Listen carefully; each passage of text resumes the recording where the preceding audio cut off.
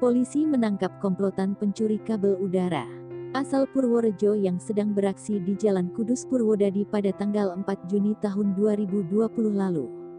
Aksi komplotan maling itu sudah ketiga kalinya.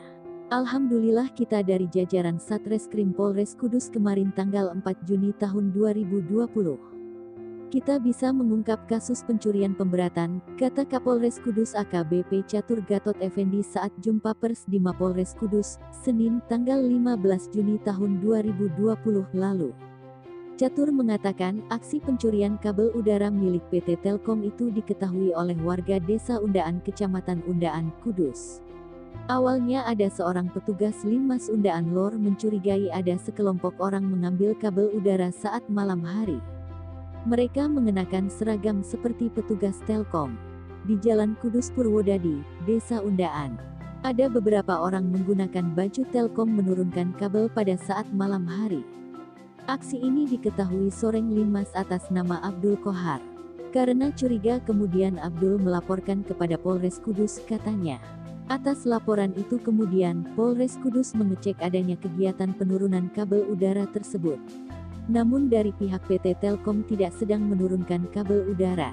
Sehingga polisi bergerak dan mengamankan komplotan pelaku yang berjumlah 5 orang. Polisi mengamankan 5 orang pelaku. Mereka adalah PP, FS, TY, AD dan GH. 5 pelaku berasal dari Purworejo. Sudah kita datangi, ternyata aksi mereka ini sudah sering melakukan. Pelaku memang pemain ini. Mereka sebelumnya beraksi di Klaten, Yogyakarta, dan Magelang. Ketiga kalinya ini mereka tertangkap di Kudus, ujarnya. Catur mengamankan sejumlah barang bukti.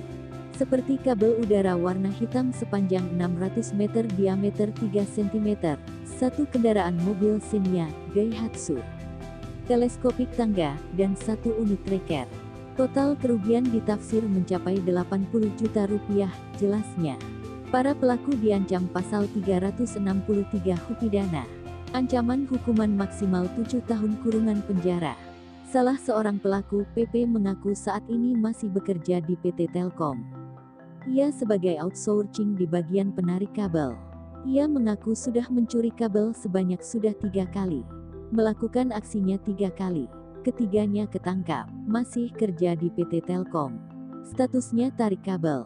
Sudah 2 tahun, sebagai outsourcing, jelasnya. Ia mengatakan, melakukan aksi di wilayah DIY dan Jawa Tengah. Hasil dari mencuri kabel kemudian ia jual kembali kepada pengepul. Hasilnya buat bayar utang. Wilayah DIY Jateng. Hasil kabelnya pengepul rongsokan.